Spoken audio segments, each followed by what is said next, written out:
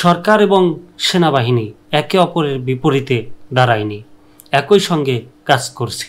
সরকার ও সেনাবাহিনী একে অপরের বিপরীতে দাঁড়ায়নি এবং একসঙ্গে কাজ করছে বলে সেনা সদর জানিয়েছে। আজ মঙ্গলবার এক সংবাদ সম্মেলনে সাংবাদিকদের প্রশ্নের জবাবে কথা জানিয়েছেন সেনা সদর।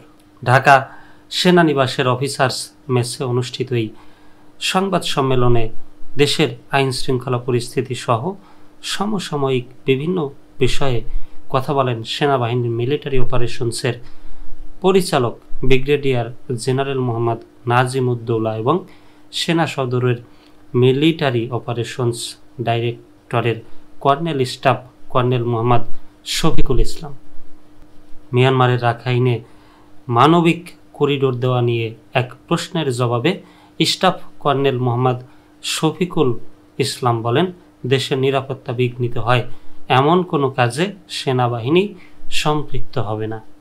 করিডোর নিয়ে সাংবাদিকদের অপর এক প্রশ্নের জবাবে ব্রিগেডিয়ার জেনারেল মোহাম্মদ নাজিমুদ্দৌলা বলেন, যেভাবে কথা আসছে যে সরকারের সঙ্গে সেনাবাহিনীর বিশাল মত পার্থক্য হয়েছে, বিভেদ রয়েছে, মিডিয়াতে বিষয়টি যেভাবে আসছে এরকম আসলে কিছুই হয়নি। আমরা একে অপরের সঙ্গে সমঝোতার মাধ্যমে সুন্দরভাবে কাজ করছি। এটা ভুলভাবে ব্যাখ্যা করার কোনো সুযোগ নেই। বিষয়গুলো জটিলভাবে চিন্তা না করে সহজভাবে ভাবার আহ্বান জানিয়ে নাজিমুদ্দৌলা বলেন, আমরা যেন বিষয়টিকে এমনভাবে না দেখি যে সরকার ও সেনাবাহিনী ভিন্ন ভিন্ন চিন্তা করছে এবং একে অপরের বিপরীতে দাঁড়িয়ে আছে। এটা কখনোই নয়। সরকার ও সেনাবাহিনী একসঙ্গে কাজ করছে, ভবিষ্যতেও আমরা একসঙ্গে কাজ করে যাব বলে সুদৃঢ়ভাবে বিশ্বাস করি।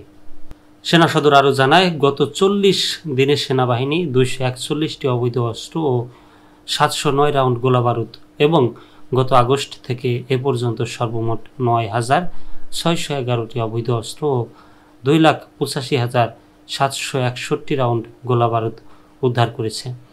এছাড়াও গত এক মাসে বিভিন্ন ধরনের অপরাধের সঙ্গে সম্পৃক্ত মোট 1,969 জনকে এবং এ পর্যন্ত সর্বমোট 14,226 জনকে গ্রেপ্তার করা হয়েছে, যাদের মধ্যে কিশোর গ্যাং তালিকাভুক্ত অপরাধী, অপহরণকারী, চোরাচালানকারী, প্রতারক ও দালাল চক্র, চাঁদাবাজ, ডাকাত, ছিনতাইকারী ইত্যাদি উল্লেখযোগ্য।